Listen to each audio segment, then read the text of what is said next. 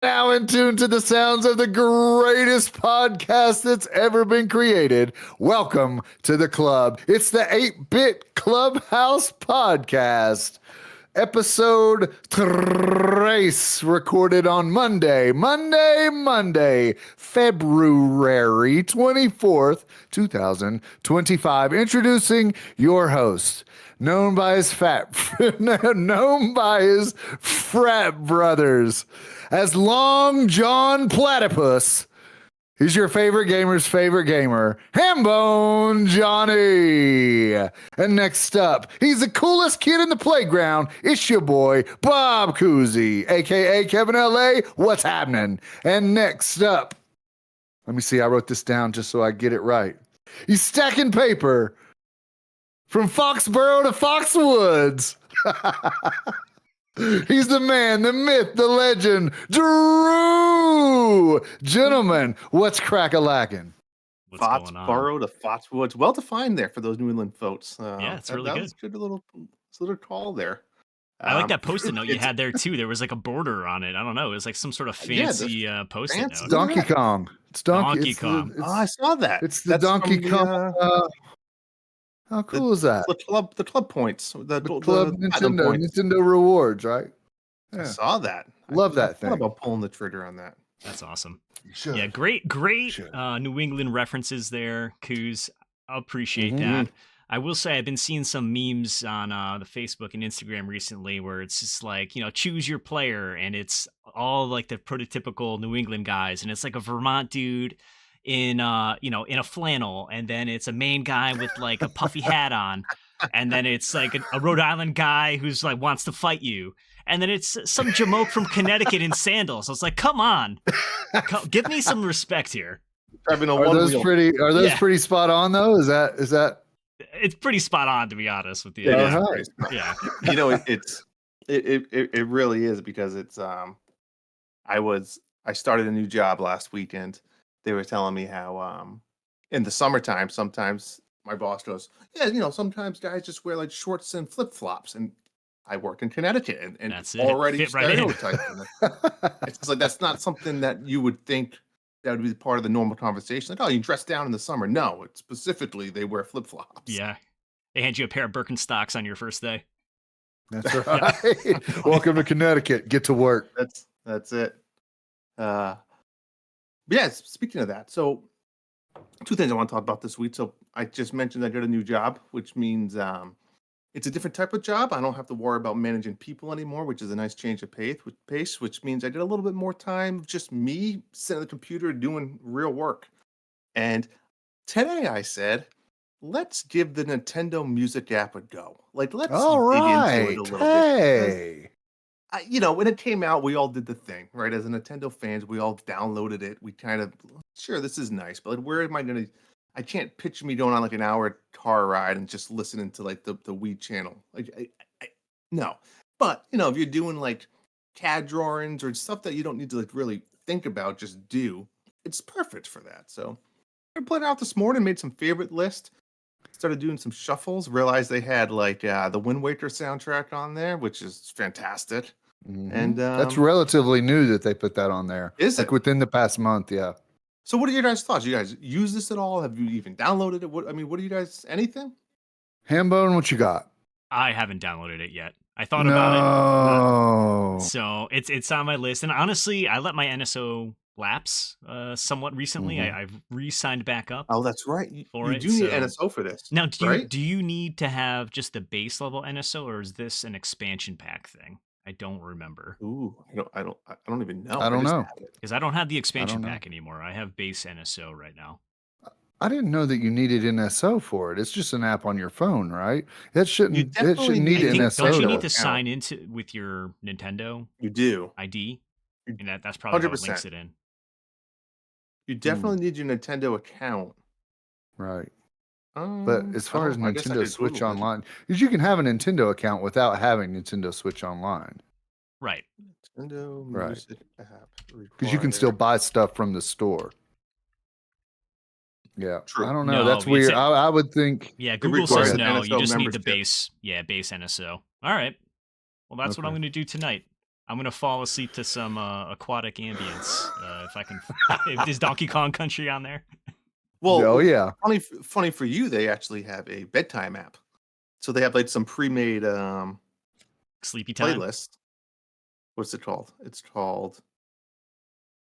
Oh, I don't know now. Now I'm under the pressure. I'm under the gun. Oh, it's called the Good Night Mood Play app. Uh, Luma from Super Mario Galaxy. I'm playing it. I Copyright. downloaded it. Pikmin? I downloaded it day one. I played around with it some, especially because the kids steal my Spotify. So every time I want to listen to something on Spotify, the kids are jacking it, and I get bounced off of it. And then I'm like, well, no, what I'm going to listen to. The only things I have on Apple Music are like, I don't know, stuff from American Idol and Taylor Swift that my wife downloaded. So my Apple Music's very thin as well. Sounds like And you're the so branch then out. I get bounced to like iHeartRadio or Mixcloud or the Nintendo Music app, and it's okay. I mean, I can only listen to video game music for so long. I enjoy it for a Agreed. time, but Agreed. then it's like, I need to move on to something with a little more heart. It's But like when you're watching a really good movie and there's an action scene or even a love scene, whatever you want to think about it. It's like the music is part of it, right? You take the music out, it kind of sucks, but then the music by itself sucks. It's like that. You need it merged together, Yeah. right, yeah, One whole package. yeah, the yeah. whole package. The other thing I wanted to do for myself the other day, so school vacation, took my kids up to Dave and Buster's, the mall, Ah, yeah. and I said I want to go to the Lego store on the way out. And you all know I'm the big Ooh. Lord of the Rings fan, right? And Lord of the Rings over the last couple of years have come out with some good Legos. But there was two really big Legos that came out in the last couple of years. And they're expensive. I don't get into the prices, several $100s, which is like a lot of money for a Lego. And I've been eyeballing this Rivendell Lego for such a long time. And so you know what? F it. I'm just gonna finally pull the trigger and I'm just gonna buy it for myself. What Kind is of as like Rivendell? Rivendell is where the elves are. That's where in the first movie, that's where Obviously. they go see. I mean, obviously it's the elves. Yeah. So the first, you've seen the movies, right, Cruz? No, Oh man. I have not Okay. seen a movie. I don't watch. We have a segment coming up. Lord of the Rings review. We've got homework for Okay. Coos. You hurt that. That's like you hurt my feelings. Yeah, I mean, no, it's just I haven't. I've heard the All right, so stories. let me I've heard recap that they're them. very long and there's a lot of walking, but I have not actually Yeah. seen the movies That's true. themselves. Have you seen the memes where one does not simply, and it's that Oh one? yeah, I have seen That's those. that's Rivendell. Oh, where they're okay. at. Talk But he's about not an walking. elf. Have you ever seen a movie called The Wanderer? I have seen Wandered. that. That's the jam, right? That's like I've seen 5 movies. That's one of them. I've seen one. So, anyways, really quick, Rivendell is where all the people meet, like the elves, the dwarfs, the men's, the hobbits, and that's where they start the journey from. They call everyone together and like, who's going to bring the ring and destroy it? Rivendell is the place that holds the council. There's some lore to get into, but I don't want to bore you or the listeners on that. So, anyways, I dropped it. I dropped some big money. I bought the Lego, and I'm just going to enjoy it and just do it when I can here and there. It's That's good awesome. timing. We'll talk about a little bit more about the video games I'm at, but I'm kind of in a little hole before Xenoblade comes out. So it's gonna be my perfect little Zen moments for the next couple weeks. That's awesome. How long is that build going to be? There's like 50 bags. I bet it would take Wow. me. That's incredible. I know it's massive. I bet I've you it seen takes it. me like all said and done 30 hours. Wow. Really? I don't know. That's If I had to incredible. guess, yeah. 'Cause I just go slow. Like I'll watch That's TV. good. So That was I'll going to do be some my things 'cause I question. get Like, distracted. usually when I Yeah. rip open Legos, I just fly. I try to get it done as soon as possible. But you're more of a kind of relaxing, like piece here, piece there kind of guy. The wife always says, like, why do you take? I says, because it's like you spend the money. It's like part of the money is the actual Time. building. Doing it, It's right. the time Yeah. I spend to build. I mean, sure, it's going to sit on my shelf when I'm done, and I can look at it. But I'm not going to. It's not a toy. I'm not playing with it. So part of the money enjoyment is it's an activity. It's an investment of a time to do something. Hmm. You Nice. know. You have a nice spot lined up for it already in your I do. I podcast got room. I got room. I got room in my podcast room. Yep. All right. That's awesome. That's cool. Oh. What about you guys? Anything else worth talking about?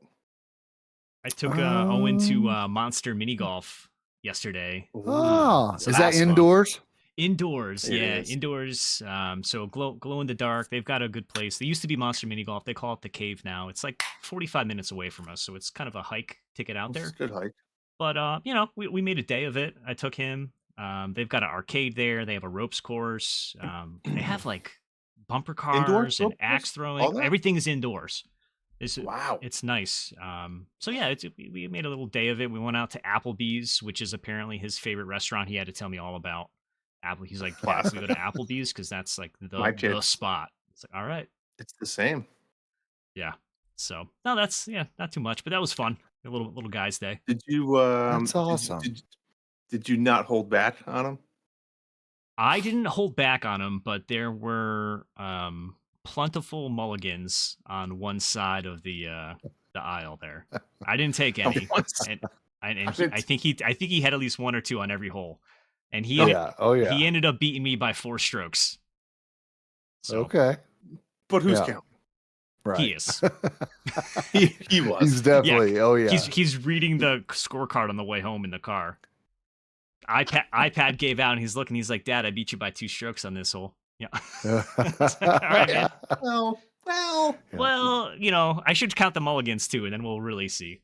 But no, it was fun. It's a good time. He loves the mini golf, Nice. and the winter is tough, but we do have a couple nice indoor places around here, so that was fun.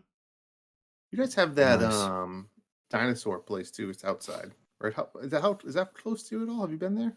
I've actually never been there, and it's like Do you know what I'm talking about? I do. Yeah, it's like the Dinosaur State Park or something like that. Yeah, but It's they have mini golf too in the front. That's a different No, different different place? spot. That's actually right down the This street is from my house, to be honest with you. Oh, that really? Yeah, that mini golf, but they just have a billboard for Dinosaur State Park, which is somewhere else, like within like a 10-mile radius. I've never been to the I'm talking, about, dinosaurs. I'm talking about the one that has the mini golf. It has like a water play pad. It has like a maze, and it has like the dinosaurs in the forest that you walk through. Oh, maybe you're thinking of a different one. How many dinosaur things do we have in Connecticut? Too many. Everyone. I mean, Yeah. every mini golf place should have a dinosaur. I agree. That should with be a staple. I'll have to look it up. I'm gonna get you an answer as we continue. The dinosaur place, Nature's Art Village. Let me get a town for you here. Montville, No, that's not close to me. That must be a Route different one. 85. Not near you. Yeah. I'll send you this for a rainy day, or Sounds rather good. a sunny day because it's outside. Coos, what's new in Colorado? Oh, I mean, all kinds of stuff. I was telling Drew before the show, it's so warm here today. I'm wearing short sleeves. It was 65 degrees. It's the warmest day in a long time. That's beautiful. Yeah, it's going great. I think I've decided. I think I mentioned to you guys about learning how to drive a Zamboni. Yep. Taking a Zamboni course. I think I've decided not to do that. Unfortunately, I don't think I'm going to get really good ROI on that. The return on investment is kind of expensive for the class, and What's the price? $500 to learn Okay. how to drive to be Zamboni certified. All right. Listen, It's not just learn how to drive it. It's you're daggone certified. You've got the paperwork to go get a job driving a Zamboni. For So I looked up- comparison, Go Rivendell ahead. Lego is $500. So pick Okay. your battle Yeah, there. that's I true. mean, Yeah. What's your could- best ROI? I could have the Lego version of an Elf Town, or be able to drive a giant vehicle that only runs on ice. I mean, it's Just almost saying. like, Hey, pick man, your poison a there. few $100 more, you can get yourself a skid steer. Right. Yeah, exactly. So I think it's still on a long-term goal, but I'm going to put it off just for now. I've got a big trip coming up next month, so I don't know if now's the time to spend that time and or money to drive the Zamboni, but it's still, I mean, that'd be cool, right? That'd be cool. I still can't fathom like where this came from. I I got an email. It was like, hey, we know you want to do this, guy. That's All awesome. you got to do is pay $500 and we'll teach you. And I'm like, yes, I do. First of all, how did you get my email? Second of all, of course I want to drive a Zamboni. Who do you know who you're talking to? I'm a American man. So yeah. But That's yeah, awesome. I'll wait on the Zamboni, but maybe one day. So, but yeah, I may go take on my trip next month. I'm going to go scuba diving. So I think I'm going to go take a refresher scuba course, maybe get nitrox certified. It's a special gas you can breathe to help you somehow. So I don't know about it yet because I haven't taken the class, but yeah, I think that's my next step in adventuring classes. So that's awesome. But yeah. I'm just running around, man. I'm just doing the thing, trying to keep my head above water and keep it running. That's awesome. Yeah. Can't really beat that. That's fantastic. All right. I don't have the notes pulled up because I'm not prepared. Let's talk about what we've been playing. Do it. I'll go ahead and go first. The Wario Land 4 came out on the NSO. Did you all see that? Yeah. I did. Wario Land 4 came out on the NSO. That would be the Game Boy Advance app. I fired it up. I have the actual Wario Land 4 cartridge that I tried playing on the Game Boy Advance SP a couple years ago, but I couldn't see it. I guess I don't have the backlit version or whatever. It was really hard to see. The screen was super dark, so I didn't get very far. But I fired that up on the Switch. Looks great, runs great. I can actually see it. It didn't keep my attention for too long. I'll probably go back to it just as something to play around with and poke at, but it's not one of those, sink its hooks in me. So, but fun game, fun premise, looks cool, looks great for what it is. But yeah, I think I'm a Wario Land fan. I've got the one on GameCube I've never played, so I might fire that up too to check it out. I love that one. Wario Land Shake It? Was that what it was? That's called? the Wii one. No, Shake It's this Wii. one. No, Isn't that what he said? I think he said GameCube. yeah, this one's GameCube. Oh, that one's even better. I heard that one's good. I don't have that one. When I was on my GameCube collection kick a few years back, Wario World. It was very expensive. Yeah, Wario World. Is it? Is that an expensive I might game? sell it then. I might just. Oh, you have it? Yeah, I do. Yeah. I've never played it though, so I don't know where I got it. To but Zamboni certification. It's only a couple Wario worlds away. Wario World or Zamboni. About $85 to $100. Yeah, that's not bad. It's not bad. But I also fired up the PS3, Hambone. You'll appreciate that. Nice. I had 40 games on there digitally, and I'd click on one and it'd say, "No, this game's not available anymore. What are you thinking about? This game's like 15 years old." Like Little Big Planet karting. Ever? Sorry, that's you a throwback. To play that. Yeah. They it was took the like, servers down for that? We don't think you really want to play that, so we're not even going to fire that up for you. Oh, bummer. I went through like 5 games they wouldn't fire up, but Tecmo Bowl, like a Tecmo Bowl reboot games on there that did fire up, but I didn't play it. I just plugged it in. I got some extra. I put some extra TVs up in my basement. Like that's what I need to connect more systems. And yeah.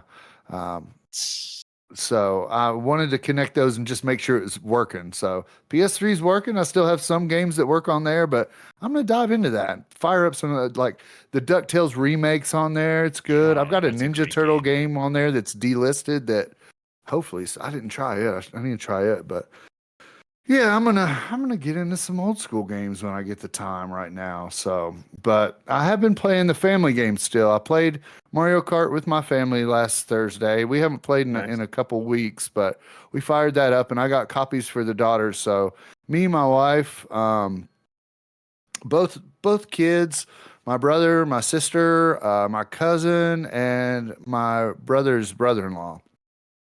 We had a big group going, We had fun playing some Mario Kart on Thursday. And then I played one night with the kids. We fired back up the Stickman fighting game I told you guys about a couple weeks ago. Oh, yeah. We played that. And then Gang Beasts. Drew, have you ever played Gang Beasts? I've only watched it. Yeah. So I went to the PlayStation, what was it? not PlayStation Live. That's the Nintendo Live. Like It PS was the Plus. PlayStation event, PlayStation Experience, I think is what it was called in 2017 in Anaheim, and they had that there as like it was just launching, and it was so fun because they had it set up. You know how it was at PAX, like you walk up and play the games, right? They had this one set up in a ring, Fun. like almost like the corner of a wrestling ring. So you're that's standing there with 3 other people in a ring playing this game on a big TV. So the atmosphere, and then if you won out of the 4 people there, you'd get like a foam belt, that you wear around and show everybody that you played the game. Cool. So I really had a blast with that game there. And then it finally came out at home, and it wasn't as fun because you're sitting there by yourself. Now, I never could get the online to really work at all. But when it's couch co-op, it's really fun. And Avery, my oldest, loves that game. So we were playing that. She's really good at it too. And the buttons are simple. It's just like the top 2 buttons are grab and punch. And then like there's like very little buttons. One's jump, one if you hold down jump, you run, and then another button's something else. But very simple controls. But she somehow masters the simple controls. We press the same things, but she wins, right? I don't know how it works. We both try to throw each other off the ledge, but she throws me off. But we have a lot of fun with that. It's a real. I'd recommend it for couch co-op, right? Not online play, not solo play. It's terrible, but and it's good with even just 2 people. Yeah, 2 people's fine. We play the 3 of us, but I mean 4 is ideal. But 3 works well. 2 people's not. I wouldn't even recommend 2 people. Okay. But you can find it pretty cheap. It's usually like $10 or $15. I didn't realize it's on the Switch, you're saying. I think it's on Switch. Yeah. I did not know that. It came there a little later, but yeah, plays well. Plays well, so just not online. $30. Is that worth $30? No, that's a little steep. I think you can get it at GameStop physically for $15. Real. I could be wrong about that, but I'll put it on my wish list. Maybe it's like one of those that just like it'll drop. Yeah, it will. It will definitely do that. Okay. Yeah, that's it for me. Drew, what you got? Yeah, I've been playing a few things. Evan downloaded Disney Speedstorm on his iPad, so he suckered me into playing it the other day. I mean, don't get me wrong, I was into. You were into that on Switch, right? Yeah, it was your jam. Man. Over 100 hours. So I booted it up. I had like an hour update. It was very different than when I was playing it in the past. But no, it was they have these new co-op mode where you do like team racing. So I friended up with him on the iPad, me on the Switch, and we played together some team co-op matches, and we did like 10 races together. So it was fun. It was, it was you know how it is. It's when the kids want to play games with you, you don't get that a lot. So I'm like, I'll play with you. So we did it, and that was a good time. My wife has been kind of playing Paper Mario and the Origami King for the Switch. Yep. I've been watching her. I've been doing all the boss battles because she can't do them for whatever reason. She'll play now when I do my Lego, but it's a great game. The battle system's a little quirky at the end of the day, and I've already played this. I've 100%ed it back in the day when it came out, but I just refresher. It's a solid Paper Mario game for the Switch. All the different interactions, the write-in is fun, but yeah, we've been playing that, so we're probably 60% done with it. So the main difference, I've just dipped my toe in like every Paper Mario game. I know you love them. The main difference between these, usually besides the story and graphics or whatever, is they have different mechanics, like different fighting mechanics in each one. Is that right? Okay. Yeah, so some of them are just live. Like there's one of them, I think, on the Wii that was just like you just attack as you go. But the crux of the originals are really turn-based style, which is what I love. This one was unique where it's turn-based, but there's like you're on this circle platform with different like targets that go out from the middle. Like you start in the middle of the target, and then there's a couple layers, and you have to turn the targets to line the enemies up so you can jump on them or you can hit them. it's very weird. Also, this game is weird that like you don't really level up. The only thing that you get for fighting enemies are coins. So it's kind of like you kind of want to avoid them because it's like a hassle. Like you spend 8 minutes on like a normal, crab battle. It means nothing. Right. So Yeah. some of that stuff's annoying. So you try to, I feel like, avoid them more than anything. But Yeah. overall, the game is fantastic. It's really well written. I love seeing the different levels and worlds you go to. Nice. I took your advice last week, Cruz, and I bought Robo Dunk Hey, now because it was $3. that wasn't my And- advice. That was Max Power's advice. Well, you Remember talked about it. Right. Max Power introduced me to it, and then I talked about it on the show. But yeah, So shout out to they've Max now- Power. All right, Matt's Power. Thank you. So I got it. It's And then he's like, "This game sucks." you You think so? You didn't steer me in the right direction. Oh, dude. Aw. Did you get it for $3? I did. All I right, did. well, So then- here's There you go. Yeah, you That's can't I told complain. Evan about it. Evan was pumped. He's like, a basketball game that you can only dunk and you shoot people with missiles and robots? Yeah, I'm No. in. That's So- not what that game is. Sure. Did it I is. sell it as that? Did I sell it as a basketball game that you only? I probably did actually. Now that I say Yeah, that, I think- that I is think the you did. rules. I think you It's did. Yeah. exactly what you said. Kind of. yeah, I think I did. So That's okay. it's pretty much what it is, right? It's a basketball game. You play as robots. To your point, like the roguelike, you might be right. I didn't play long enough. I know. Hambone asked that question last time. Mhm. I guess my problem is it's a very we played a campaign mode co-op, the same team. We picked our Mhm. robot. You'd have to do a bunch of upgrades, and you can customize your robot in different ways. I kind of played as like the tank guy that has a lot of ammo that just destroys everyone, and he kind of played as the speedster that could to do a lot of points. And there was a cool mechanic, right? So like the longer you hold the jump button, if you can hold it up to like whatever, you can do 4 points at a time versus if like a Right. quick one is a 1 point. So there's a cool dynamic there if you can have somebody blocking you. I think back to like Mario Strikers where you get your power up and someone just blocks you while you're doing your special. So kind of that concept, which was fun. Sounds And then really every time- fun. Yeah, fantastic. I don't see a downside yet, Drew. So we did. You win a battle. It's like you kind of did like a branch, like which way do you want to go, and which do you want to go do another arena? You can get this upgrade, or you can go do this. I think what happened was for me and for my 8-year-old, I think it just got stale. Right? Mm. There's not a lot of like variety in the game, and even when you're playing a match, so it does get a little stale. At the end of the day, you're just trying to get close enough to the basket so you can dunk it, and the other guy's just trying to protect you. And That's it. it's a $3 game. Best way to describe it. Like I said, it's solid to the core, but at the same time, it's $3. It's very simplistic. It's just it feels like it's missing something. Mm. Someone had I this can see that. concept. It felt stale after like 4 or 5 matches. My kid was just like, yeah, I'm gonna go play Speedstorm or whatever, Speedstorm, yeah. or something else. So not enough in every court that we played on, like the 4 or 5 courts, maybe different colors, but essentially the same.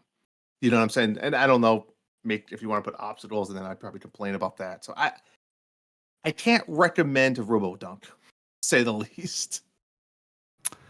Sorry, Max Power. I liked it, but I can definitely see the stale point. Like it gets old pretty quick, right? The Yeah. premise is simple. So even if you power up your robot all the way, it's just going to be the same thing. One Yeah. running screen for the other one to dunk. So, Yeah. but You for say you $3, liked you're it. right. It's $3 game. How long did you play it for? Less than what you played it for, probably. Keep going, and you come back. It to was me. worth Yeah, $3. I I think did- I paid $4.50 for a coffee today. So There It's you like- go. See, listen yeah. in perspective. $3. 30 to 45 minutes we played. I guess you're right. That's worth. That's about what I got. $3. That's about Yeah. that's about what I got out of it too. Yeah. So Yeah. you probably hit you hit the same wall that I did. Yeah. Last game I have to talk about because it's been the talk of the town for my life The Core talk of the Keeper. town. Core Keeper. I did the The Core impossible. I didn't know this game was beatable, and I fucking beat it. I did it. I That's rolled crazy, credits on dude. this sucker, That's and crazy. so far, it's game of the year. It's the game. I mean, I don't know if it came out this year, but it's still my game. Yeah. I Uh-huh. think I wrapped up at like 67 hours, That's pretty and it's good. incredible. It had a simple story, but yet a powerful story. And yeah, there's definitely, if I wanted to go back into it, there's stuff that I could do. Really? Like there's stuff I found throughout the game that I didn't have all like the parts yet to craft. I came across like this like King's blacksmith where like I could have crafted the ultimate pickaxe. Like it required like 800 of every type of jam and stuff. So there's like lots of things, but yeah, they had to the cool part about this game, which kept you going, at least for me, is like once you get in that rhythm in the beginning and you start just discovering everything and exploring, then you start to realize like, hey, there's without like spoiling too much, not that I think it matters. Right. The original thing is you have to fight 3 monsters and kill the 3 monsters, and then the world opens up even more. When the Right. world opens up even more, all you know is you have 6 titans that you have to defeat. And there's very little direction on how to find them or what to do, except that they're all in there in like 6 different biomes, right? There's the desert, the jungle, the underwater, etc. And you start to learn that you have to craft like these certain tools to help you find and defeat them, which I thought was very nifty, right? And each tool or instrument that you needed to craft like required like certain things from different biomes. So it made you forced you kind of to go out there, explore, kill certain monsters, and trying to farm to get them all. Um, but yeah, so what I liked about it was like there was 3 hydras that you had to kill, like a fire and ice and something else, and then like 3 other just different random bosses. And what I liked about the hydras was you had to craft what they called like a summoning orb, and when you crafted that and then used it on your map, it would show like a picture of that hydra, and it was moving. It moved throughout its entire biome, and you could watch it move on your map. Um, but then you had to go craft like an instrument where the instrument you had to go play it when you were near the moving target, and it would summon him out of the ground, and then you had to fight him. The tough part was some of those instruments were very like the crafting items, like were very rare and hard to find. So I would summon this Hydra and then I would die. And then it's Right. like, oh my God, like I have to go craft that instrument again because he doesn't come back out of the ground. So I was like, all right, let me go Oh. start over it. So like the first Hydra I fought, I was not prepared. And I died like 8 times, and I was like, "This is oh my god, I'm going insane." I think I took like a couple day break, and then I went back and I finally beat him. And then the second 2 hydras, I just dominated them. And then after I beat all 6, I collected the 6 souls. I went back to the core, um, developed that very small storyline a tiny bit, and then I won't spoil what happens after that. There's one more big thing you have to do.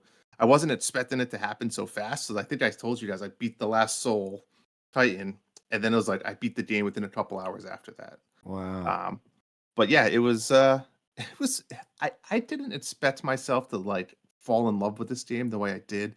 I heard Yeah. Nintendo talk about it quite a bit, and I thought it sounded interesting. I looked at some of the clip arts. I was like, "Hey, this game kind of looks like Dwarf." We all know how I felt about that game. Uh, and yeah, I mean, I'm not a big crafting guy, but this game Mhm. sucked me right in, and I mean, I went balls deep into it. Loved it. Did you have to look anything up? Oh yeah, Okay. I'd say in the beginning I did not because the beginning was a lot of just exploring, mining, digging. Right. You get a workbench, you craft everything in that workbench. You go out and it tells you, which I do like when you have a workbench, it tells you can craft these 5 items and here's what you need. So I would just go like start. I was like, I don't even know what that material is. I'm just gonna go explore. I had a lot of areas to explore. But then when you start getting further and further, it's like, how do I even find this boss? Or it's like, oh, you need to craft this table and then craft that thing, and then that gives you this like hologram. And this hologram, you can go to the hologram, and the hologram you can craft something else. I was like, I didn't even know that hologram existed. So like there was certain little things like that. Or then there was some things like I said I came across like that blacksmith guy, and I was like, what do I do to create this thing? And I was like, oh my god, I need 800 of each. F that. I'm not even gonna attempt that. Or where do I find the desert ruby? Because I was looking forever. Like, oh, you have to go here, here, and just keep killing these guys, and eventually some will drop. So yeah, there was definitely things. I I've always been a believer of I don't mind looking things up. I don't mind using strategy guides. Sure. I just play games because I Yeah. enjoy it. I don't need to Right. feel like beat the chest and say I did this by myself. I think the thing that intrigued me about that game is that it starts you out and tells you nothing, right? I like the Mhm. premise of go figure this out. Yeah. And you know, I think you did that to a point where in any game, right? You hit a wall where it's like there's a blacksmith and a hologram. What do I do here? Like you got to look that up, right? But I like those Yep. games that just throw you out there and just make you figure it out. I Sometimes agree. when I have the patience Sometimes. for that. It, Yeah. it's funny too, 'cause I don't know how you guys feel. Like once you break the seal and you look one thing up, Yeah. I Yeah. feel like the door is Forget open about now. it. Now Yeah. it's like it's fair game. Yeah, Yeah. I it's don't in your know why. internet It's That's all it history. You takes. just click on, Yeah. click that back Yeah, up. Yeah, that's might as well it. check it out. Yeah. Oh, Scorekeeper that's awesome. Wiki is a thing. Yeah. It's That's how I crazy felt too, about Drew, because it. on PlayStation 2, it's got if you get stuck in a game, you can go back to the PlayStation home screen and it'll pop up. It'll pop up and say, here's your way. We know exactly where you're at and exactly what your problem Oh, is. Here's jeez. the video on how to Yeah, figure on that some- out. on You don't some even have games to they do look it up. It's Like cool. it's right there. Yeah, it is pretty cool. Wow. But Yeah, it's also very handholdy if you let Yeah. it. But yeah, Yeah. definitely. So do you think you're gonna look at survival or crafting games a little bit differently now, or is this sort of like a one and done for you? I think it's a one and I think it's just the perfect storm of I needed a game to play and the graphics were fantastic. But I am surprised. I mean, it was $30, right? That's a little expensive, but I mean, at the end of the day, I got my money out of it, big time. But it was kind of a gamble. It was definitely a gamble. Yeah, maybe I'll look at. Maybe I. You're right. I think maybe I give certain games a second look now that I know that I had so much fun with this one. nice. It's awesome. All right. What about you? Yeah, I've got a lot going on over here, I'd say. That's okay. Yeah. And I'd say that to close out from last episode, I finished Doom. And speaking of Nice. video game music, I would definitely look up on Spotify or Apple Music or whatever, Rip and Tear from Rip and Tear. The Doom 2016 and Tear. soundtrack. Check it out. It's like this killer like metal track, like not snoozy sleepy time music at all. But man, this game, such high energy. It's amazing. I really wanted to play it because Doom the Dark Ages is coming out in a few months, and I hadn't played any of the new Dooms. My TV, I think, is talking to me. That's crazy. But now I'm super psyched for Doom the Dark Ages. That's going to be a prequel to this game that I just played. So pumped for that. Definitely recommend if you've never tried it before. I actually think it's even on Switch. I don't know how it would run on Switch, but yeah, it was really, really fun. High paced, shooting demons in the face, and you can beat it in about 10 hours. So perfect. Can't really beat that. I swear, every game you recommend now is like 10 hours. 10 hours. You know to keep it under 10, right? That's it. That's it. Yeah. I love it. Scorekeeper. I love it. This That's is cool. So this is just just Doom, or is there like a Doom, and then like in parentheses, like sometimes you'll see it like 2016. Because if you look up Doom, you might get the old school like computer game. yeah? This is the newer reimagining 3D I game. don't think this one's on the Switch, is I it? could have sworn it was. Could be wrong. Probably would Rip chug. and Tear. Rip and Tear. I'm Check writing it that out. down. Yeah. Another 10-hour game that I finished from last time was High on Life. So I've been sending you guys screenshots Oh yeah. and videos and just it's so Loving it. ridiculous some of the stuff that happens in this game. So I finished the base game again. I got the platinum trophy, up to 70 platinums now. But yeah, this was just a fun game, first person shooter. Definitely a little bit slower than Doom, but you're doing a lot of the same stuff. You've got different guns. The guns are talking to you. You're shooting people in the face. The bosses are ridiculous. I sent you guys a picture of Nipulon, who had just Nipulon, yeah. Yeah. Glass domes over his Nipulons. Right. And he drugs you up and hallucinates, and then he gives you a trophy for spending 15 hours at a alien strip club. That you don't actually do, but he makes fun of you, breaks the fourth wall, and is like, "Hey, check out this trophy. Everyone's gonna make fun of you."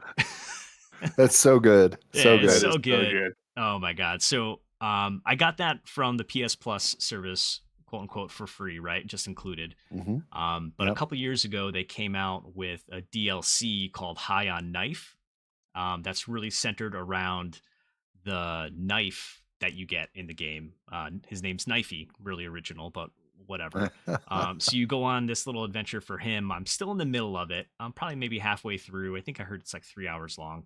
I probably played it for 90 minutes or so. But Knifey gets this really awesome upgrade where he turns into a chainsaw, which is pretty sweet.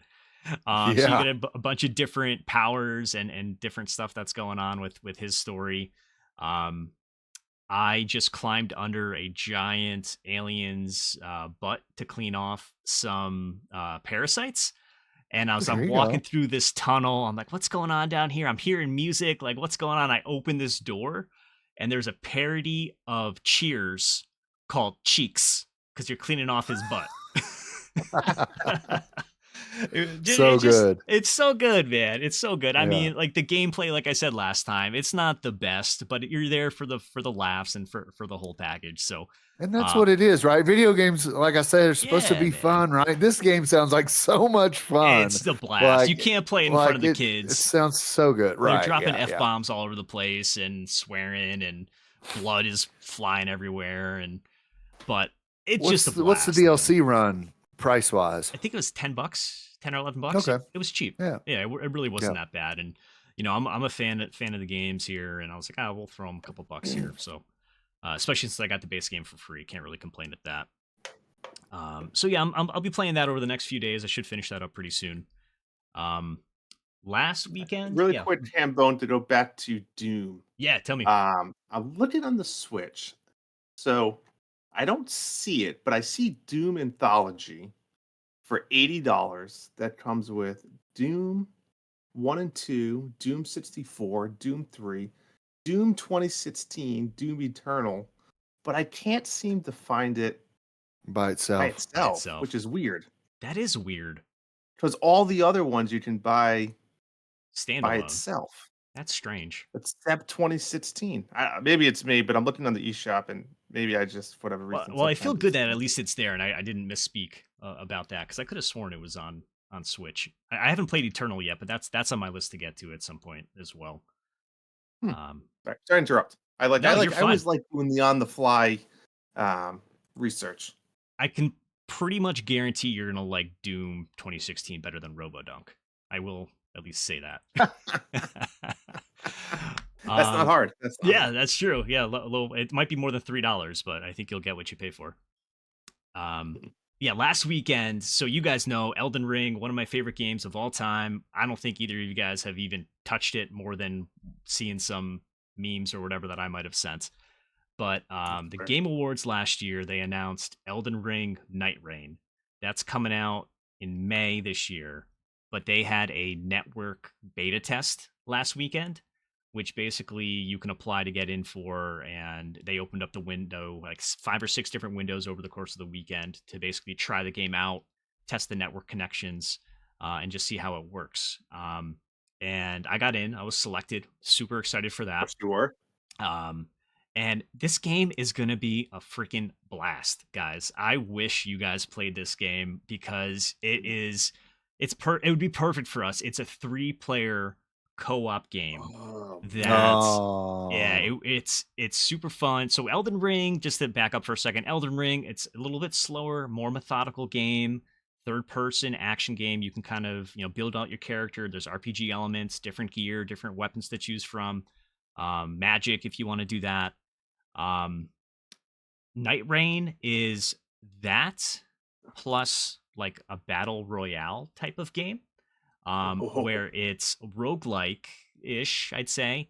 But it's a short 20 to 30-minute match tops where you and two other friends, you can either party up or you get placed in with two other randos. And your goal is to survive 3 days and fight a boss at the end of the third day. This sounds like my cup of tea. Oh my god, dude! I'm hoping it comes to Switch too, because this would be so much fun. So basically, how it works is that you start at, like, I'll call it your home base, but it's the round table, and you can select one of 4 characters to choose from.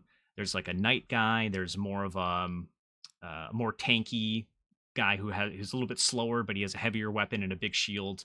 There was a fast, they call her the Duchess, but it's like a fast attacker with like a dagger person. And there was a mage. And the full release, there's supposed to be 8 characters. Ages of Mages. Ages of Mages, yeah. But there's gonna be more players. This was just for the network test. So you choose your guy.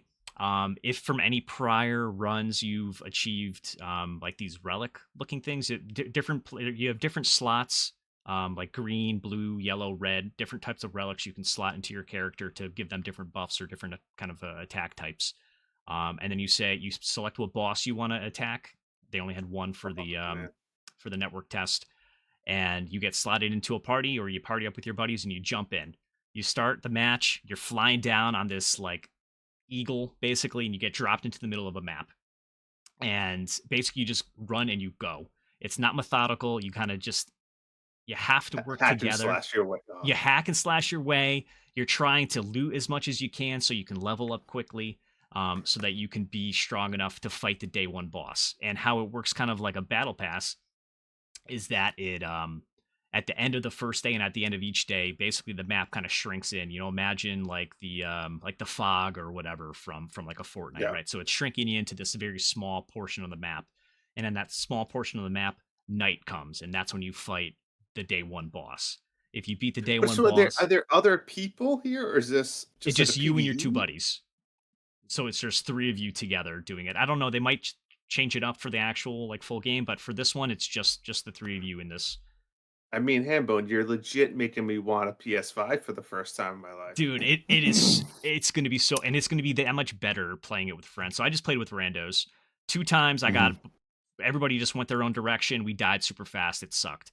But the last time, there was one guy who obviously knew what he was doing, and he was putting markers on the map. Okay, like let's go here, let's go there, and I was just following the guy to where he put his map marker. We killed a bunch of bosses, like a mini boss or like a big enemy we found there. We got our loot, and we moved on to the next area, and we were just kind of wrecking house. But yeah, it was a blast. It was so much fun. We leveled up. We ended up getting to the boss fight, and we beat the boss. And man, what a rush that was in like 20 minutes. That's awesome. It's going to be really, really fun. This has Game of the Year potential for me for sure. So maybe I should return my Rivendell. You never know, man. Same price. And I've been scared to get scared to get into these games because of everyone says how hard they are, right? I don't want to play a hard game. I'm here for the easy games. But this is intriguing because if I can play it with you, you can do all the hard work and I can just ride your coattails. So it's very enticing now. And until I kind of learn the ropes, right? Yeah, for sure. It's like you're all working together, and it's in the base Elden Ring. You can party up with people and fight a boss, and it's pretty tough. And it's very obtuse to like play multiplayer. You have to craft an item to be able to call somebody into your world, and it's like a pain in the ass, to be honest with you. With this, they removed all the bullshit. You can party right up as long as you have the same password. You get in there with your friends. And they strip out, because it's like these short runs, they strip out all like the significant like builds elements of the RPG out of it, right? You can find different weapons and upgrade yourself throughout the run, but you're not making these like very methodical. You're not reading menus for like an hour to figure out how to min and max your character. It's just like, hey, does this sword? Okay. This sword has a bigger number and does fire damage versus my old sword. Yeah. Give me the big sword. Let's go. So there's a lot of it streamlines it a ton compared to the rest. So yeah, it's going to be a blast. Yeah. So Sounds yeah, fantastic. so the Will network I need test the? is Do done. I need the base game to No, play this? this is Okay. a standalone $40 game to Okay. get into. So All right, yeah. Hambone man, you are selling it. You are selling it like I sold the robot dunking game. Yeah. I forget the name. Yeah, But, you already forget. We'll see. We'll see. So yeah, I Yeah. will keep beating the Elden Ring drum for as long as I live. All right. But yeah, Night You're Rain getting is me going to be a closer. blast. Getting me closer. So the next game, I spent maybe 3 or 4 hours in this one, but new game dropped on Game Pass. Avowed. This is something I streamed last week. Played it, like I said, not for too long, but it's a first-person RPG. You're in a fantasy world. I'm still trying to figure out, honestly, if I like this game or not. I'm sort of in the mix of trying to figure out what I'm doing. There's a lot of side quests. There's a lot of characters they're throwing at me. This is in a pre-established world that I don't really know much about. It is doing that thing where it's like if they're talking about something that they're assuming that you can hit a button and you Right. can like read more about that lore, which is nice. Oh, This is the okay. one I was watching you the Yeah. other day. You were streaming. Yeah. This was the one you were watching, Drew. So it's definitely has potential, but I feel like it's got a longer burn-in period. This is not a 10-hour game, Kuz. This is probably Oh, going to yeah. be like a 30 or 40-hour like adventure. So it's going to be a slow burn for me. I'm going to keep chipping away at it. I've heard from hearing other folks talk about it that after you get to like hour 10, it really starts to pick up, which hmm I don't have that much large games that I'm playing right now, so I'm going to keep chipping away at this one. Okay. What I do like about the combat is that you have two different basically setups you can use, and it's like a hot swap with a push of a button. So on one, I have like this spell book and a wand, and then I can quick swap to like a sword and a shield. So depending on Nice. the thing that I'm fighting, or if I want to get closer, you can really quickly change. I will say also the world is beautiful. Graphically, it looks really, really good, very colorful, totally different vibe than something like an Elden Ring. So it's a little bit refreshing kind of seeing that. But I'm thinking that because I'm coming off of like Doom, which is super fast paced, and High Life, that's pretty like quick. It's also first person.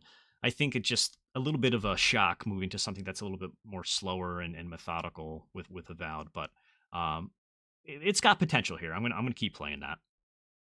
You're playing on Game Pass. Is it only on Xbox or is it on elsewhere? Xbox and PC right now. Yeah, Okay. nowhere else as of yet. Okay. So if I would say this or Indiana Jones, I'd pick Indiana Jones like Oh yeah. more times than not, just Yeah. from my initial impressions. But this last game, Kuz, I think this might be a Kuz game. Oh yeah. It's Finally. called New Star GP. So I don't know. The thi- name's confusing. It is a little confusing, but New Star GP is a racing game.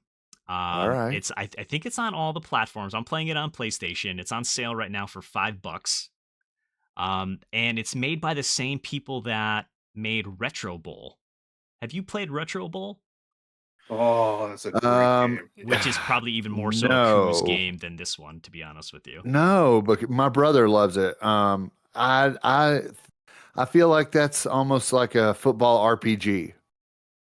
It is kind of Like, yeah. It's a yeah, team manager RPG. You just call the yeah. I don't like that. I want to run the plays. You're running the offensive plays. You're not running the You defensive. do plays. run.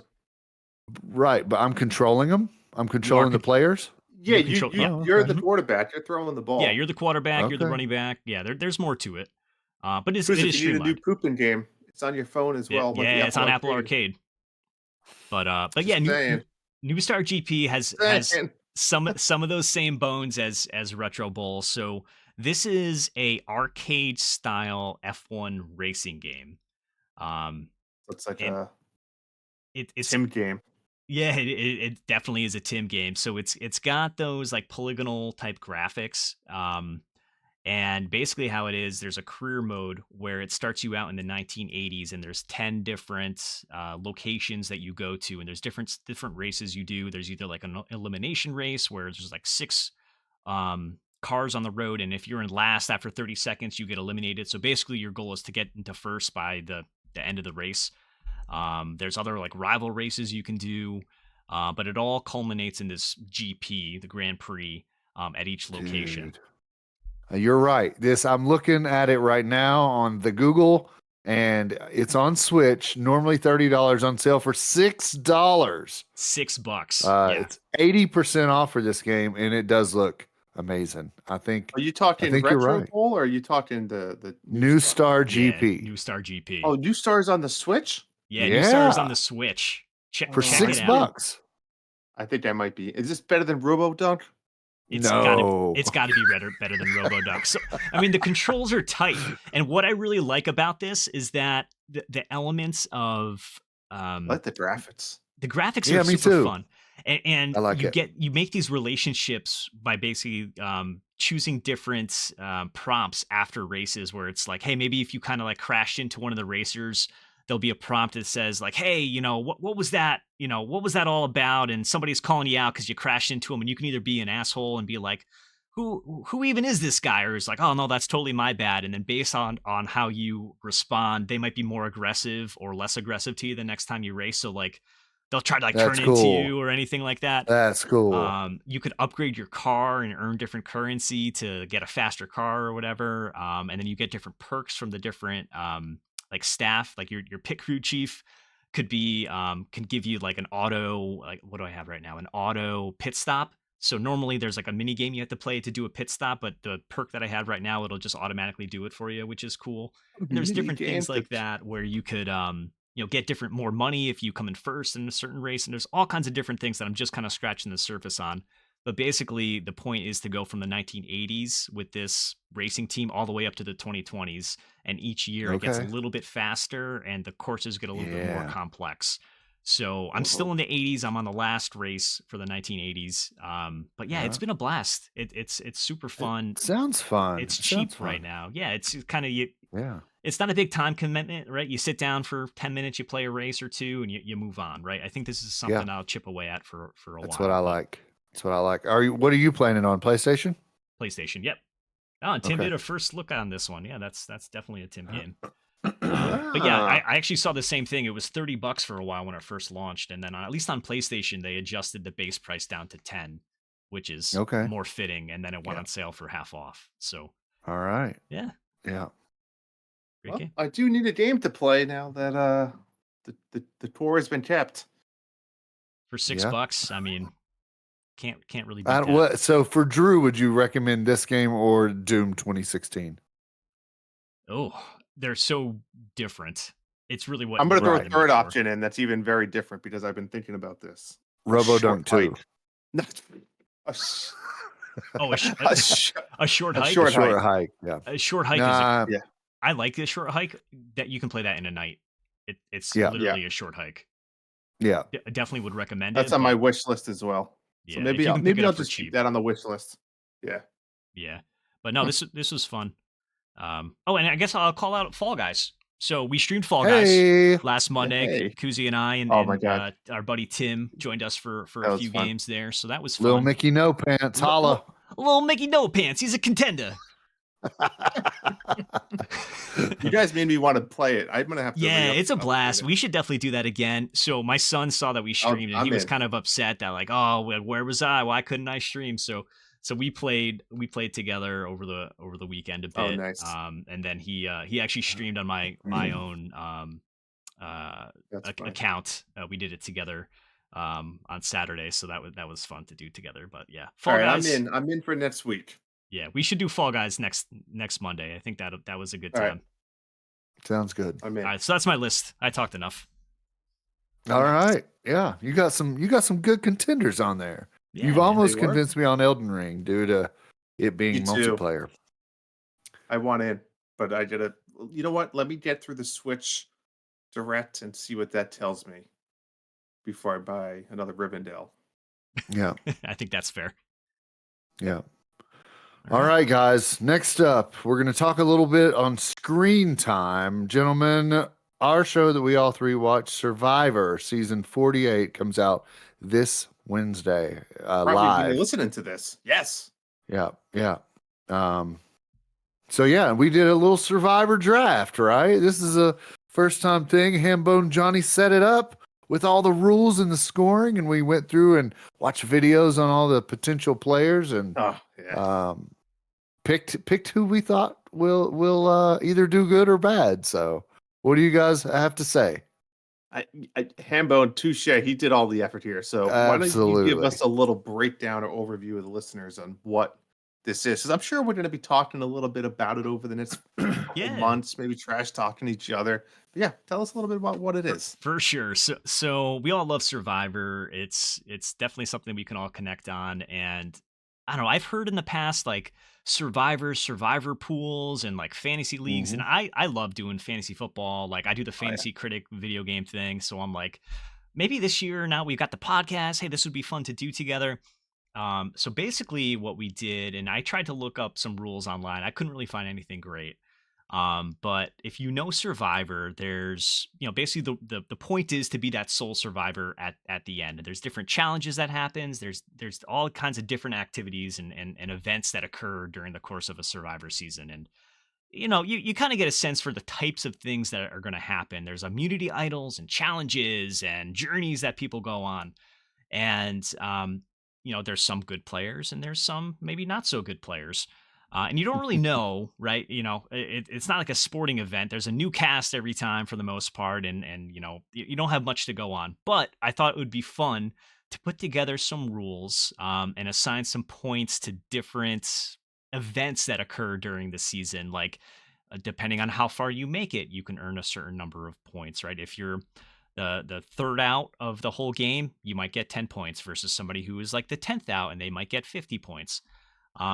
But there's a challenge, at least one challenge that they do every episode, whether it's for like immunity for the team or some sort of reward where they're going to get food because they're on this island and all they have to eat is like slugs, right? So they want to win the food. And so basically, if they're going to win a challenge, they're going to get a certain amount of points. Eventually, the season kind of boils down where these are all like individual challenges, and it's a lot harder to win that as opposed to something for your team. So that's where the points are really going to get ratcheted up. Oh, yeah. Whether it's immunity wins or fines or using an idol correctly, all these different things have different points that we've assigned. And knock on wood, I've modeled it out for past seasons, so this should sort of play out the way that it should. At least the person who gets the farthest should be the one who gets the most points. Or if somebody's a very strong player, they'll also get a lot of points over the course of the season. So every episode, I'm going to be taking notes. Who found an idol? Who won a challenge? We all went and we chose 4 players each out of the 18 players. So the 3 of us and Kuzi's daughter are all in the league together. I think Libby's the shoe-in for the win here, I gotta say. Oh, yeah. We'll see how it all plays out. But yeah, we got together this weekend. We made some selections and we'll keep you guys updated as the season goes. So yeah, I'm excited. It should be fun. We'll hone in these rules. We'll see how they work and make some tweaks for next season if we need to, if we want to keep doing it. But yeah, I think a pizza is on the line for the winning person. So yeah, get your topping selections ready. Oh, yeah. Yeah, I liked. I'm ordering one for myself. I'm going to be selfish here. This is not for the family. If we win, I don't want. Fees. What do I want? That's it. Yep. If I win and Libby does not, I'm getting the pizza. She gets none. So yeah, I thought she was really excited that you put mini coups on the spreadsheet of our draft picks. That made her very happy. She was pleased to be mini coups. Oh, that's great. Funny. I love it. It says voting for season 50 here. What does that mean? Yes. So I saw a video the other day from Jeff Probst. Did you see this, Hambone, or no? I haven't seen it, no.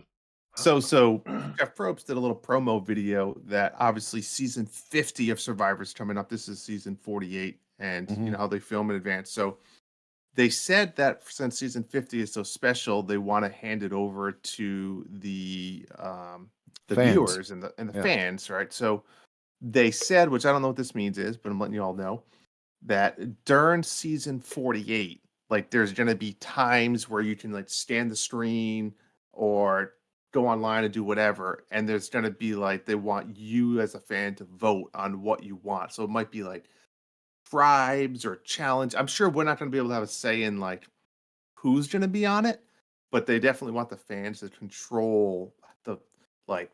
Do we have immunity idols or do we have these type of advantages? And it's going to be like votes. And I don't know. That's the way he described it. I don't know how we'll see it, but I thought that was interesting. So all through season 48, we got to be ready and vote. Cool. That's cool. Have you ever applied to be on Survivor, Drew? I filled out I think that was Amazing Race. Or was it Survivor? I filled out an application, but I never submitted one. I Same. think I like the idea of it, but I don't know if I could. I mean, I guess I could. I don't have a good, not to sound like an a-hole, but I don't have like a good personal story, I think, to get selected. I hate to say it, but every person that gets selected has some type of story. Mhm. I'm just average Drew. I don't know. I don't have much to. Yeah. I don't know if I'd get picked.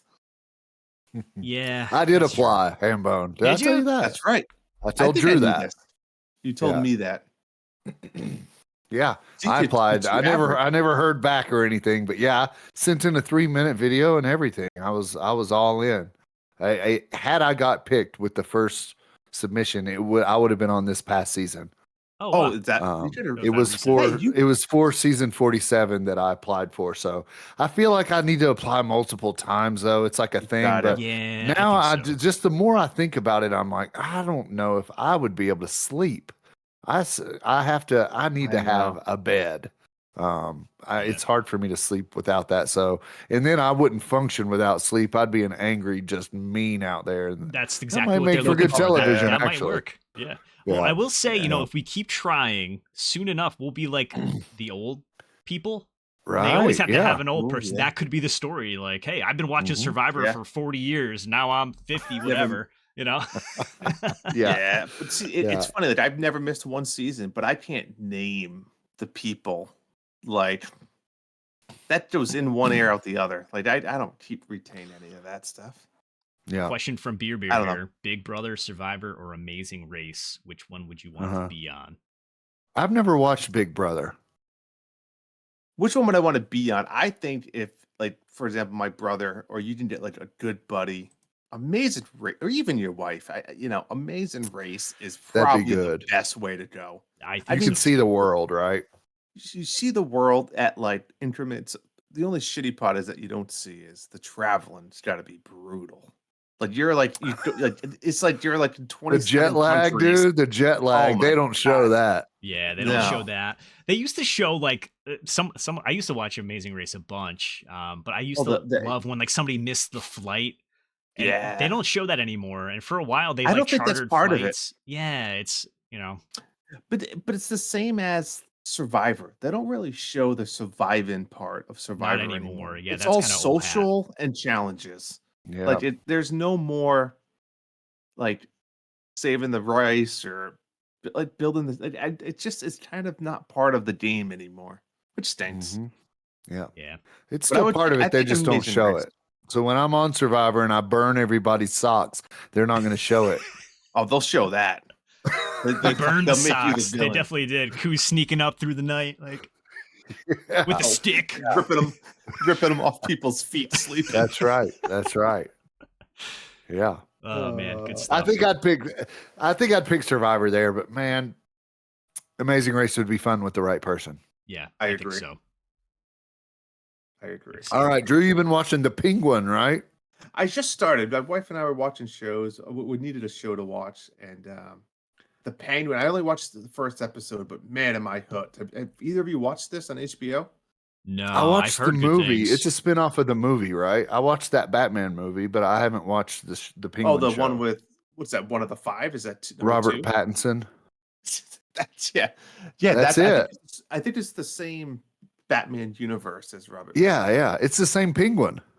Yeah, correct. It's what's Yeah. his name? It's you can't even tell it's him. Yeah, I know who you're talking about. I forget. But anyways, I didn't think that was him either when they said it, whoever it is that it is. But yeah, they do make up really well on him. It is Colin Farrell. That's who it was. That's it. But That's it. you don't have to see the Robert Patterson movie. I mean, you really don't even have to know Batman, but who doesn't know the basic story of Batman and, Gotham and Arkham and stuff like that. But it's just right from the first few minutes of the episode, it's awesome. It is like it hooked me big time. I'm super excited to keep watching it. Sweet. Yeah, I might check that out too. I actually liked the movie. So I haven't seen the movie, Yeah, but I it's definitely want to check it out. the show is Yeah. it's fantastic. Yeah. all right, moving on to quick bits. This is rapid style questions and discussion that are relevant to current and trending topics, it says here. Starting off with there's a new Tony Hawk game. Is this real? Or did y'all make this up and just put it on here so I'd bring this out to existence? So we think there's a new Tony Hawk game. On TonyHawkTheGame.com. There's a countdown bringing us to March 4th. 3-4. People are thinking that this is Tony Hawk 3+4 remastered. And man, I see that. I'm 3-4. hoping for that. I'd take anything new Tony Hawk, but man, I love Tony Hawk 3. Played a ton of that in college. Yeah. We Did you had play the 1 and 2 remastered? I did, and I'm Yeah. not as good at that game as I thought I was, or at least Me not anymore. too. I'm like, Yeah. it was way faster than I remember. I'm like, is this how fast it was like back in the day? Either I'm getting old or I'm just not used to the controls. But yeah, man, I had such a blast with those games. That was like my high school and college days playing Tony Hawk. Good time. Yeah. You guys, Yeah. Tony Hawk Yeah. fans back in the day? Yeah, 1 and 2, I've sunk time and time into with my buddies. I haven't rebought the remaster yet. It's been on my wish list probably since it came out, and it goes on sale, and then I'm playing something else. I don't pull the trigger on it, but yeah, they're fantastic games. Trying to find the collectibles and stuff like that just make it more fun. I don't know if I played that much of the 3 and 4 newer ones. I might have.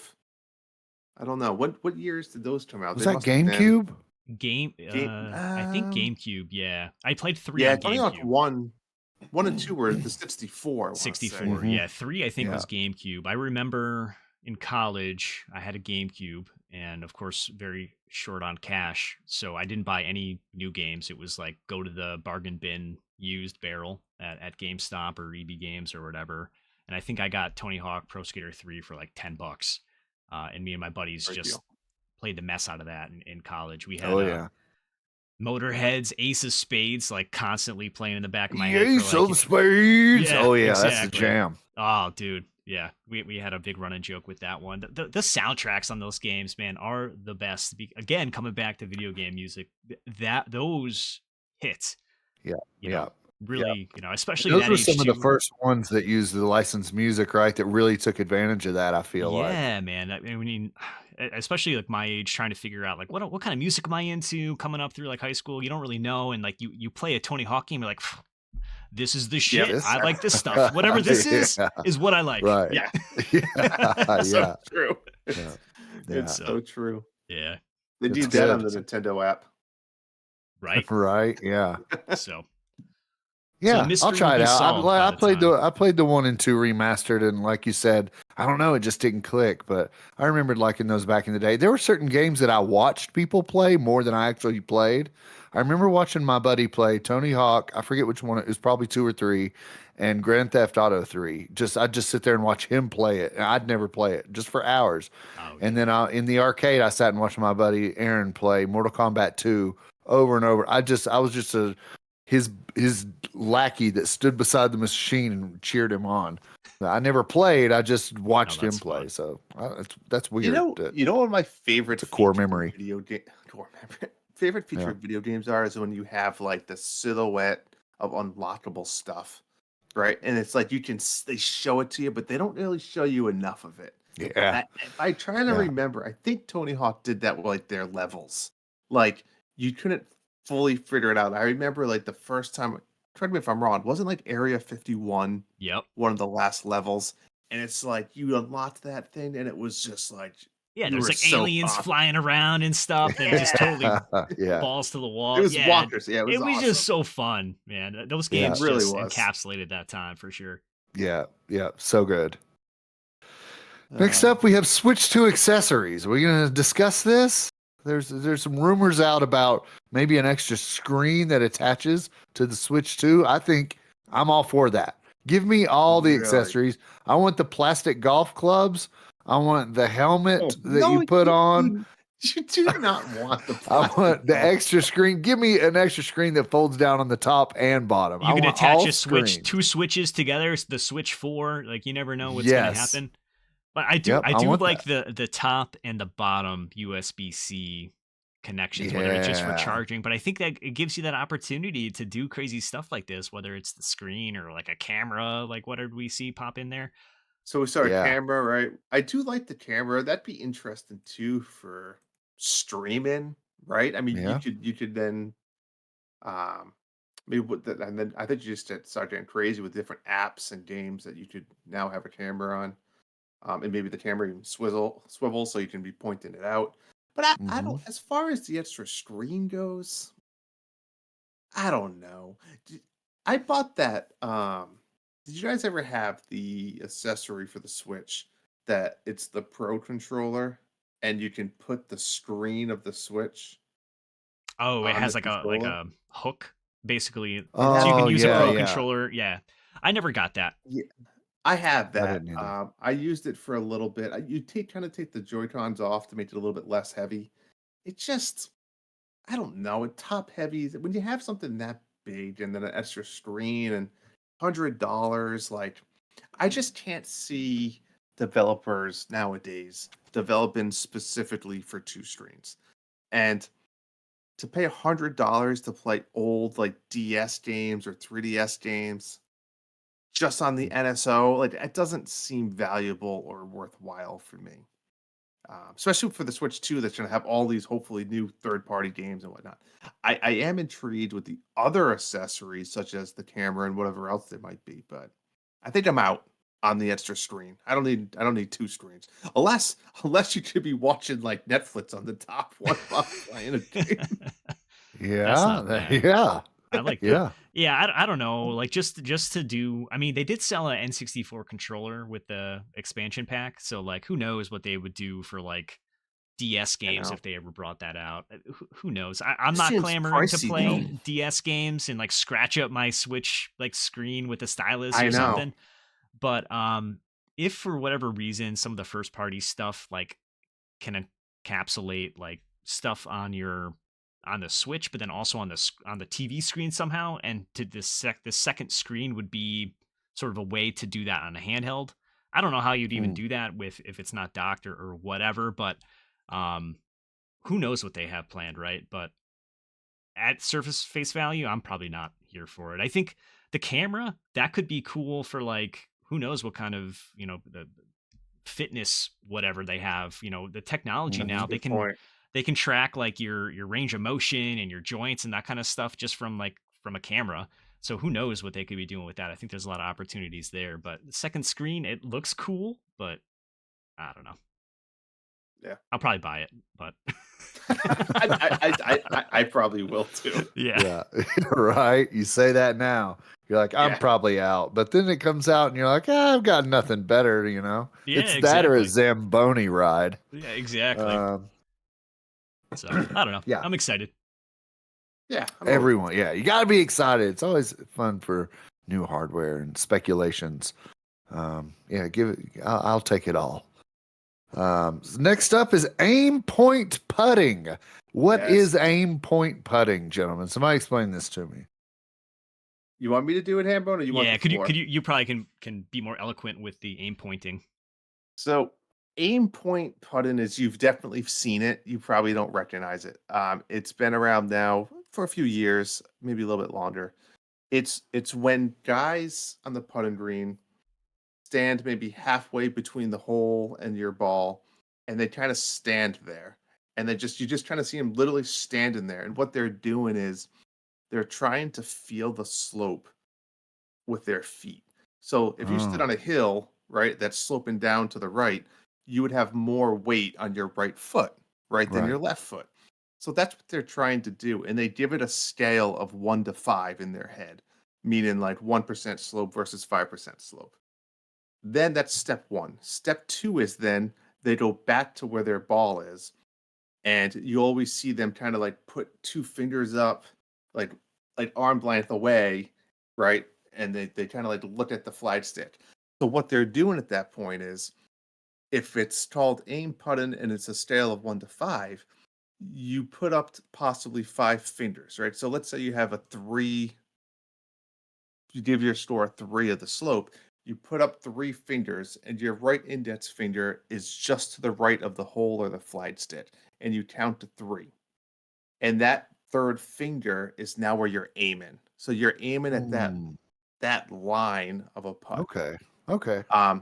The problem is it's a skill, right? Because you're good at understanding and scaling correctly, but it takes time. It's time consuming, and you're now at the point where like you're kind of stepping all over lines and you're That's stepping kind of around what the I was going hole. to ask too, right? That's not very etiquette Yeah, it's based, right? it's a weird dynamic, and more people are doing it. Supposedly, if you get good at it, it really, I mean, so that's what it is. I'll let Hambone explain a little bit more on why we're talking about it. Yeah, so I was just looking at the news today, and one of my favorite influencers, and yours, of course, Paige Everybody. Spinarak, Absolutely. Yeah. popped up on the article where she was saying they should ban this out of the LPGA, and you know I love golf. I'll watch it here and there, but I'm not like super into it like Drew is, right? So when I said like what is this aim point putting, and for sure like I've seen people do it before, I didn't know it had a specific name. And when she was complaining about just the things that you were saying, right? It's slowing down the pace of play. You know, people are stepping over lines. It's like not great, but I think the pace of play thing is a huge issue that in a lot of sports. Like if you're It watching it on is. TV, especially like at least in golf, you can hop from one to the next hole, and they're moving around, and that's great. But even sometimes they do that, but then you're watching them line up their shot for like forever, and it's boring. And I think that's Yeah. probably like why you like the golf league stuff, right? Because it's quick, right? Yeah. You're absolutely Yeah. right? And I think it's a big part of it that you do jump right on. I mean, golf itself, especially with live happening in the last few years, it's losing. I hate to say losing momentum a little bit, but it is tough, right? Football games are long. Basketball games aren't too bad, but it's hard to sit down and find. I mean, what's football now? Almost 4 hours, right? Um, if you want to watch like a full golf event, first of all, it's 4 days, and then second of all, it's if you want to watch them like first tee to the, it's like 10 hours, right? So it's getting longer and longer. And the thing I love about the new TGL lead is there's a shot clock, and golf technically has like an unofficial. You can get warned if you're looking for your ball for so long, but you're right. They're gonna have to change something up soon because I think you're losing viewers and people's interest when it's that long of an Yeah. event, and now you're adding to this pace of play problem. Um, I don't know the answer to solve PGA golf, but it's a long investment to watch at a tournament. Yeah, I usually just catch Yeah. the highlights, the best of the best. You know, who hold out from the sand trap or holes in Yep. one. Like I'll watch that and highlights after the fact. But yeah, I'm not there sitting watching a whole golf tournament on a Saturday or Sunday. Mhm. But I've seen Paige on Instagram and around the web, right? She's got a great swing. I'll give her that. But does she actually play like in the league? Yeah, I think she's separated herself a bit more. Mhm. Because of I think social media is probably making Right. more money than playing in LGPA. But no, she's playing Right. in LPGA events. Okay. I don't think she's like I don't even know if she's yeah, I don't know what considered she's ranked or anything. top, or I don't even know if she is. Right. I don't even know if she's ever won. But yeah, I mean, she's got a voice and people are listening to her, so She does have a voice. Yeah. there's that. I will give her that. Mm-hmm. She's never won an LPGA event. Right. She hasn't even earned her tour card. She played college at University of Arizona. She made her first debut professionally in 2016, where she won an event, but it was on the Cactus Tour. I'm not familiar with the LPGA and their tours. I Well, don't think she's good. ever officially even made the LPGA. I think she's kind of On the fringes. right on she's like the Providence, like the Providence Bruins. She's like the farm teams. Like I don't think she's quite there yet, or probably ever will be. So, oh, interesting. But she's still hot. This is true. She is very attractive female. All right, gentlemen, that's it for the quick tips. We've got one more segment here that we like to call Who is the Asshole? We break down a scenario and provide details of both sides. We then out it to a vote to determine who is the asshole in this situation. I've got a story I'd like to share. It involves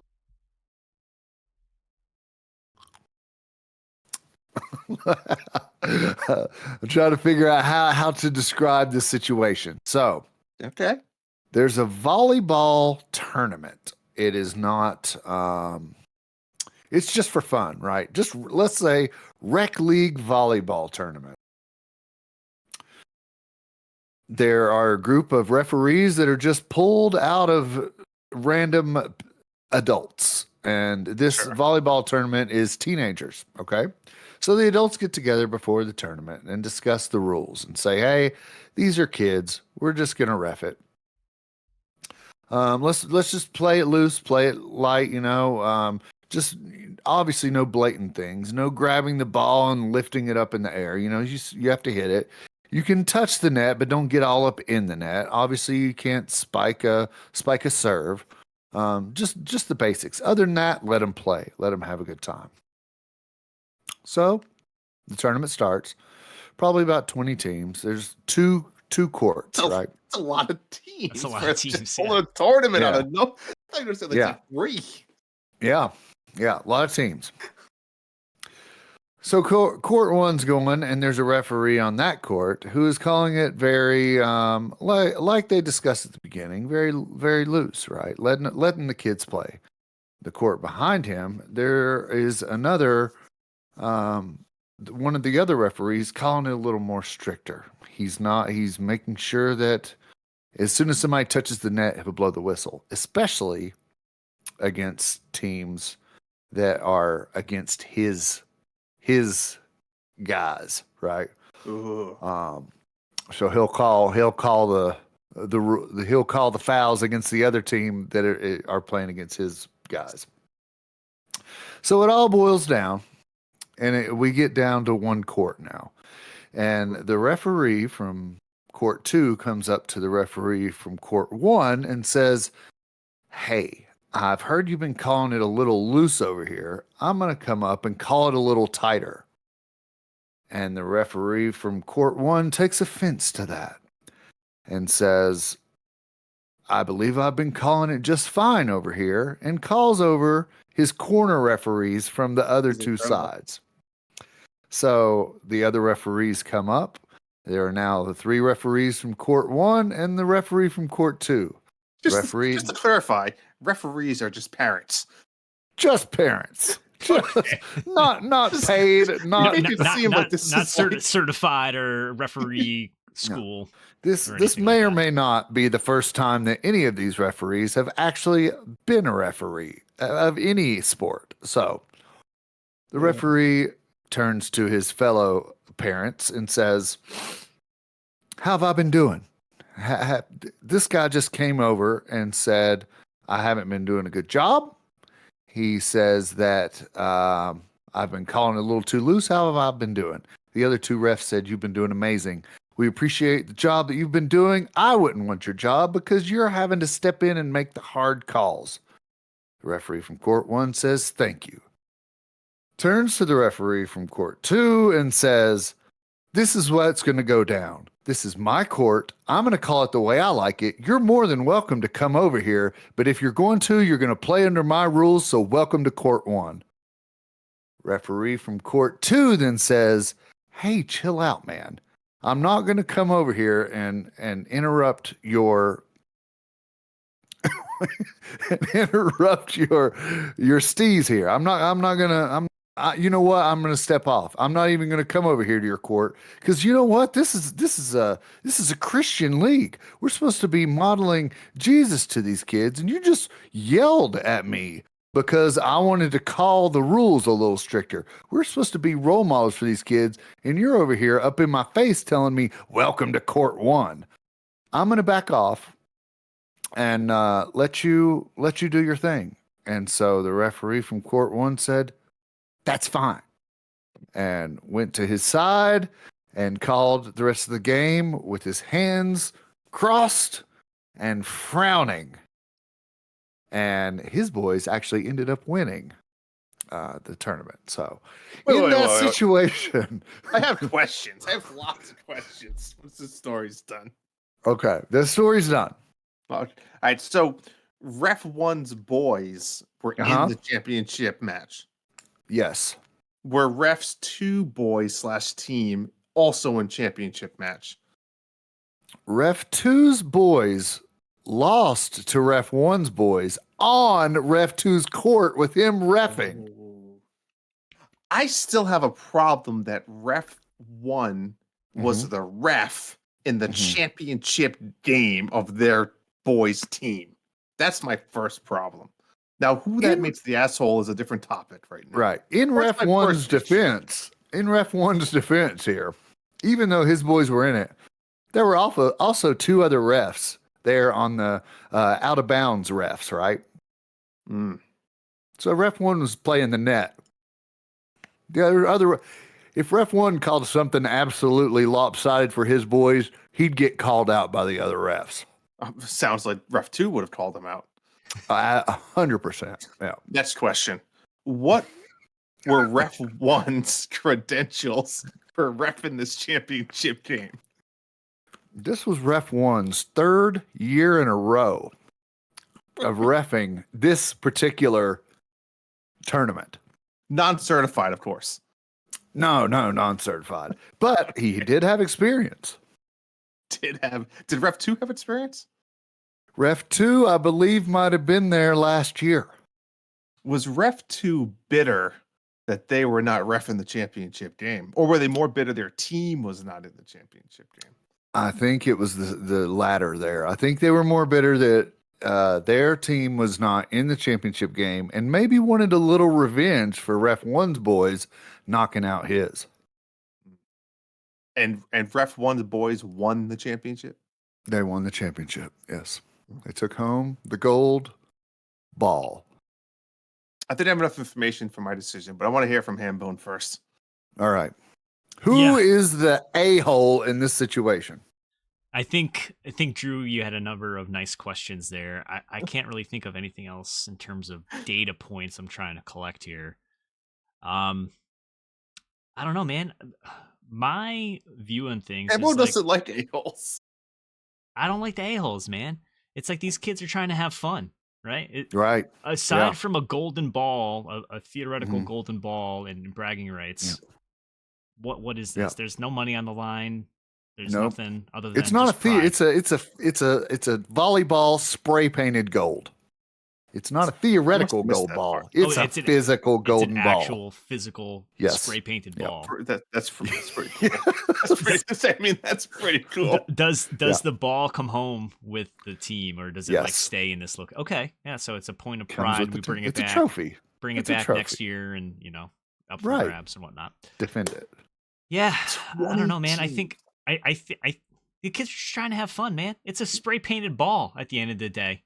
Yeah, it was a day's work. There was a lot of matches played, but Ref 2's got to step off, man. He's got to, untwist the panties a little bit, maybe relax, have a drink of some sort, and kind of just chill out. Like this is fun. Maybe if he had an issue representing the voice of a good Christian, maybe he should have thought about that before he made some tort remarks to Ref 1. So are you saying Ref 2 is the a-hole in this scenario? I think Ref 2 is the a-hole, and Ref 1 was only defending his honor. Here's my opinion. Though this is a tough one, because Ref 2 is definitely the a-hole, little bitterness, it seems like this. I do feel like Ref 1 was possibly the a-hole for not stepping down and saying, you know what, guys, I should not be the ref of this game. My team's here. Here's game. Tim's comment here. It's a trick question. They're all a-holes. They should have swapped reffing teams when their boys weren't playing. So yeah. That's a good call. It is. So though in this scenario we have to pick. We got to make picks. There's no cop out because we need a blunt decision by the end of this segment on who the a-hole is.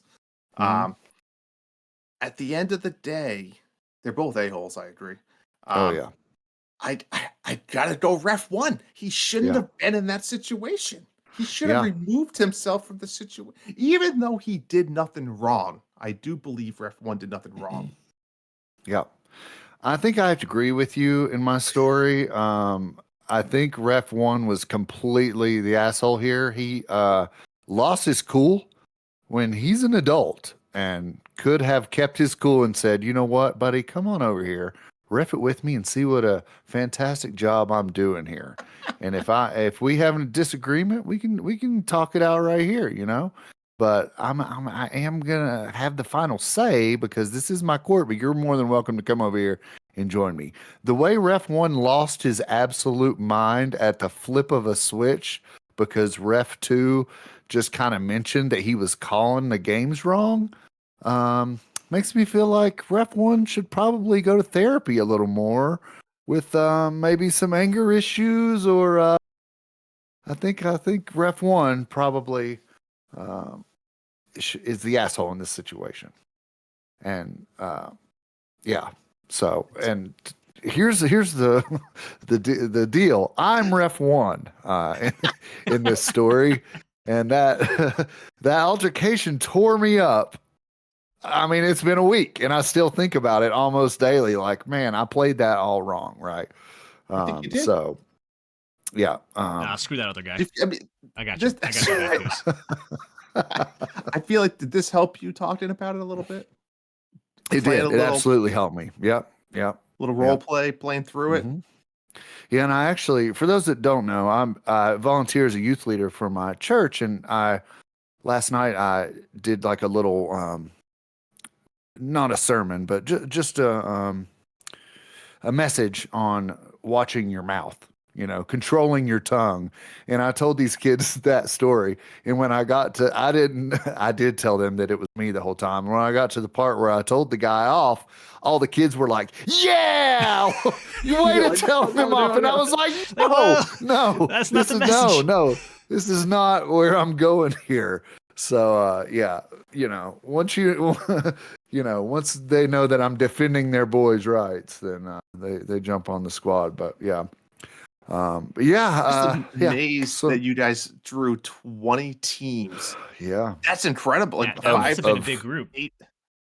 Yeah, minimum 6 people, right? But some teams had more and could rotate out.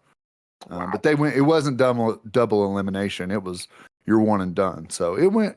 We got it done in 2 hours. Wow. Yeah. Nice. Pretty good. That sounds like a fun time, though.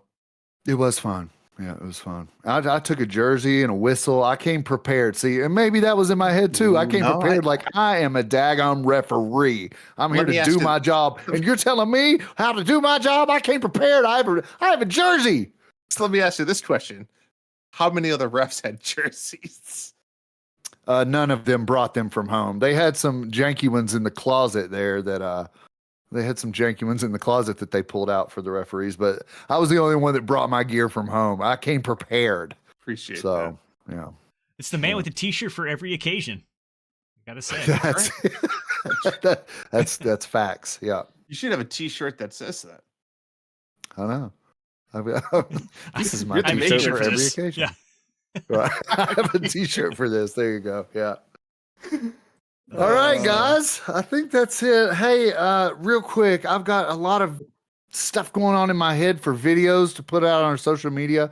If you're not following us out there on YouTube, Instagram, TikTok, go hit it up. I've got a lot of stuff coming. I'm going to get my Guy Fieri video out there. I've already got it on other channels, but I'm going to bring it to ours to rehash it. So that's another instance of me being an asshole. So I'm just kidding. Yeah. You were in that one. Digital therapy, right? Hell yeah. But yeah, I've got a lot more stuff in my head. I've got a tour of an arcade I went on, and I've got some other stuff about eggs, and I've got a lot of stuff I'm working on. So stay tuned for that. Stay tapped in. You never know what's going to come up. Hambone's going to post some gameplay videos. I'm sure about it. So Absolutely. if you're not on our socials, keep locked in on those. And Mondays, every other Monday we do this podcast, and every other Monday other than those Mondays, we stream here on Twitch. So check that out as well. Some more Fall Guys coming, it sounds like, next week. But yeah, let's do it. I'm in. that is a wrap for today's episode of the 8-Bit Clubhouse. Thank you so much for tuning in. We appreciate you hanging out with us. If you've enjoyed the show, don't forget to hit that follow button and leave us a review on Apple or Spotify. Every little bit helps. And for more updates, behind the scenes, sneak peeks, make sure to follow us. Just like I just mentioned, right? About on all the things. Follow us on YouTube, Twitch, Instagram, 8bit_clubhouse if you're looking for us. And join the Discord. Join the Discord, God. We're trying to get that fired up. We got some things to do in the Discord. We got to get a little more discourse in the Discord. How you like that? Links to everything can be found in the podcast description. As we find our rhythm with this new show, please provide any feedback on sound levels or audio issues so we can improve. Don't be shy. We'd love to hear from you. We're here to have fun and want to make your listening experience the best it can be. In other words, let's get boosting, baby. Until next time, keep leveling up, and we'll see you in the clubhouse.